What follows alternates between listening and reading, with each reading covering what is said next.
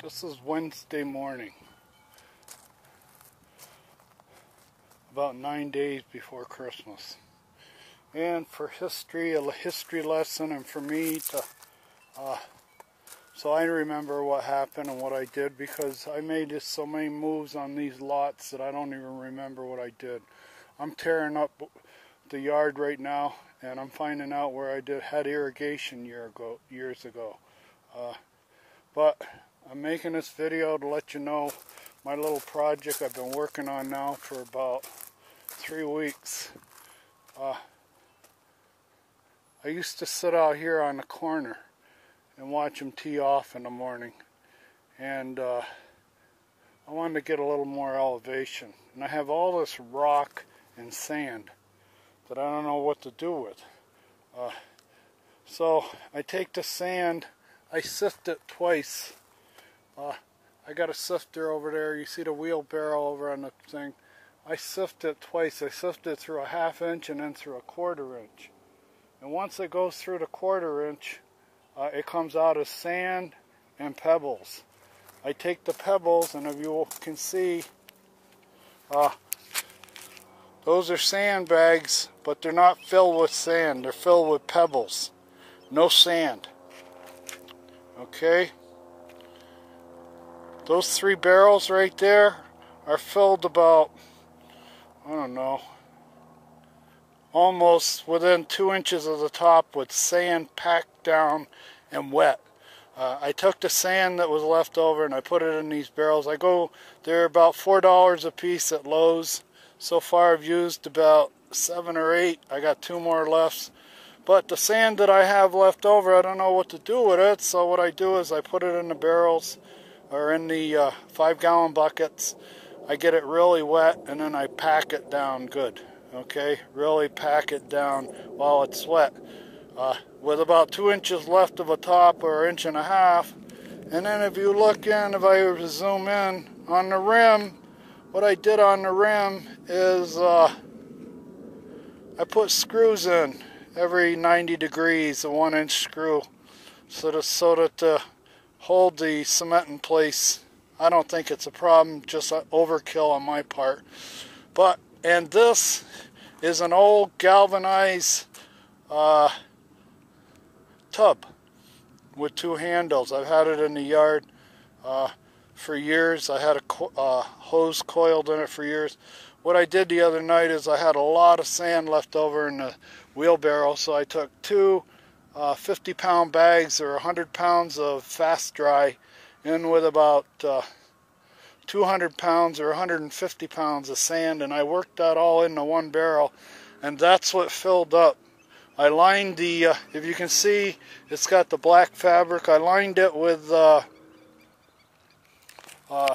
landscape fabric because it's got a lot of holes in the bottom of it, and I just poured the sand in it until it leveled, and the cement and the sand set up pretty good. So, and another project I did is I'm putting a well of brick around here, and I'm going to go up about 2 or 3 layers more as the level goes up. But I hope to, now this wall I'm looking at here, right here where the white stake is the property line. That's the property line right there. And this is what I've got in place so far. Those are just landscaping, and there's no mortar. No mortar. They're just held in place with their weight, but they're held in place with sandbags and these barrels. And I've got drainage down below, and all this rock that you've seen put in here, this rock is no sand, no pebbles.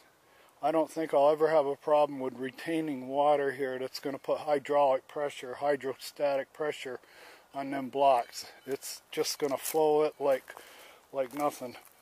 But that's what I'm doing. I'm building this up so that I can sit a little higher, have a little platform to sit out here.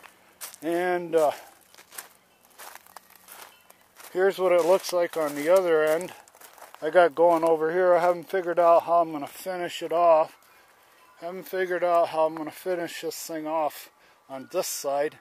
I know one thing, this end right here, where those two bricks are,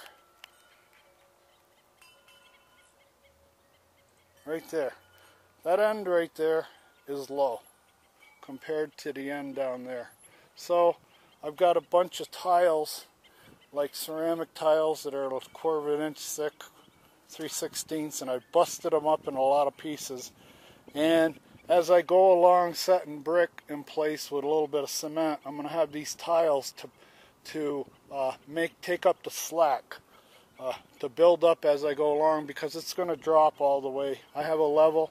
I have a special stick that's about 12, 13 inches or feet long, and I put a level on it, and I'll prop it up here, and I'll prop it up at the other end, and I'll just cement and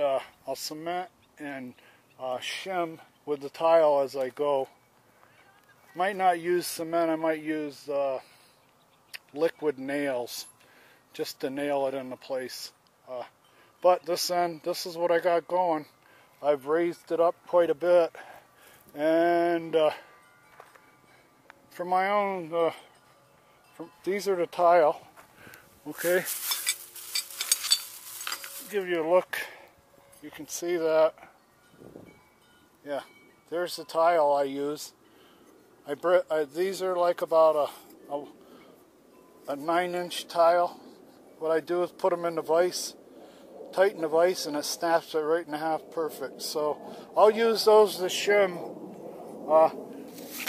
whatever top brick. I think I'm going to go up about 6 inches. I'll start over by the white stake. But I got to build all this up. In this end right here, everything has got to be built up level. I want this just one big level. I don't know how many feet that is. That's probably about 8 or 10 feet by 14 feet, 12 feet. But I've got all that filled. There's a lot of, I got old terracotta pots. That's what I did. I took all the old terracotta pots that I had that were just, they were like nuisance, because you know, any plants you put on them over the summer, they're going to die. You're not going to pay attention to them. So I had all these pots, and that is what I would do. And this one was sticking out right down here. If you look at that one, that's a big one of these big, almost 3-foot high flower pots. I filled that up with sand. All this recover rock that was delivered to me last year or a year and a half ago had so much sand and small pebbles in it that it's smothering my lots. So I'm going through it a little bit at a time, a shovel at a time, sifting it, separating the sand, the pebbles, and the big rock.